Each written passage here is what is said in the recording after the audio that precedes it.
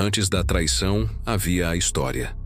E antes do traidor, havia um discípulo, Judas Iscariotes. Um nome que se tornou sinônimo de traição, mas cujo passado permanece envolto em mistério e especulação. De acordo com estudiosos, o sobrenome Iscariotes pode significar homem de Queriote, uma cidade na Judéia, o que faria de Judas o único dos 12 apóstolos que não era da Galileia. Isso já o tornava um estranho entre os demais. Mas mesmo assim, Jesus o escolheu. Com os mesmos olhos com que chamou Pedro, João e Tiago, Jesus olhou para Judas e disse: "Segue-me." E ele seguiu. Judas viu milagres, ouviu parábolas, tocou o pão multiplicado, viu mortos ressuscitarem. Ele não era um simples espectador. Era tesoureiro do grupo, confiado com o dinheiro, com responsabilidade. Ele estava dentro. Mas ao longo do caminho, algo começou a escurecer dentro dele. Os evangelhos sugerem que Judas já era propenso ao roubo e que seu amor pelo dinheiro era maior que seu amor pelo mestre. Talvez ele esperasse um Messias político, um libertador terreno, e ao perceber que Jesus falava de morte, cruz e renúncia, se frustrou. Quando a fé se mistura com ambição, o terreno da alma se torna fértil para o diabo. E Satanás entrou em Judas. Era noite em Jerusalém. A cidade sagrada, acesa por tochas e dominada por rumores, tornava-se palco de uma conspiração celestial e infernal. Enquanto multidões se preparavam para a Páscoa, os líderes religiosos já haviam preparado outra ceia, a da traição. No centro de tudo estava ele, Judas Iscariotes. Judas caminhava nas sombras. Seus olhos estavam escurecidos pelo desejo e pela dúvida. Por 30 moedas de prata, o preço de um escravo, ele venderia o mestre. Mas essa não era apenas uma traição política. Era o desenlace de um drama eterno, a luta invisível entre o reino da luz e os poderes das trevas. Jesus, o Filho do Homem, sabia de tudo. Nada o surpreendia.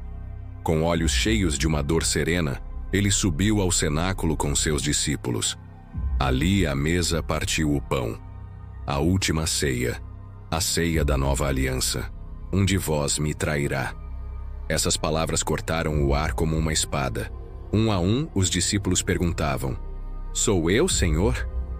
Até que Judas, com os lábios molhados de veneno, perguntou: "Sou eu, Rabi?" E Jesus respondeu: "Tu o disseste." Mas mesmo nesse momento, Jesus ainda o incluía. Ainda partilhava o pão, ainda permitia sua presença. Jesus sabia, mas não o expulsava. Ao contrário, até o último instante o chamava de amigo. "Amigo, a que vieste?" perguntou Jesus quando Judas se aproximou no Getsêmani para entregá-lo. Essa palavra, amigo, é o som mais espantoso da misericórdia divina. Naquela noite o pão foi partido, o vinho foi derramado e o destino foi selado. Enquanto os outros se confundiam em temor e angústia, Judas saiu.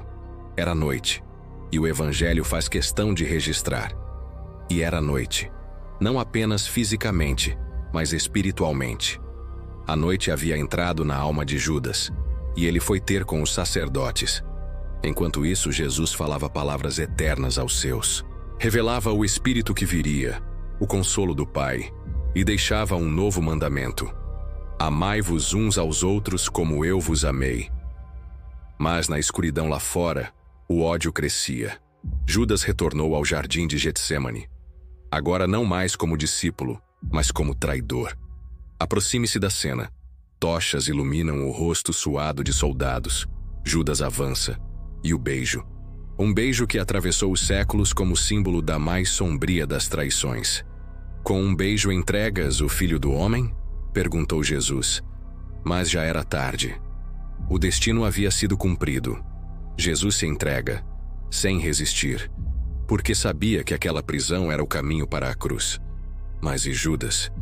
Que fim teria o traidor? Aquelas moedas já não pesavam como tesouro, pesavam como maldição.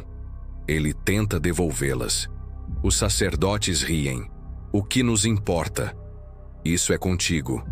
Tomado de remorso, Judas lança as moedas no templo. mas não se arrepende diante de Deus. Busca a morte, não o perdão. Vai a um campo e ali termina sua história de forma trágica. Mas o Evangelho não termina em tragédia, porque a cruz, fruto daquela traição, se tornaria o trono do perdão. E ali, onde o sangue foi derramado, Deus revelou o seu amor por um mundo de traidores, de mentirosos, de pecadores. A história de Judas é um espelho.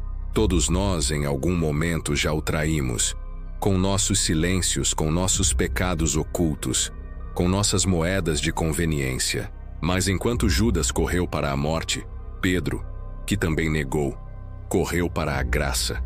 A diferença não está em errar, mas em para onde corremos depois da queda. E você, quando o peso do erro o alcança, corre para onde? Para o desespero ou para os braços do Pai? Porque há uma cruz, há um sangue e há uma chance de redenção.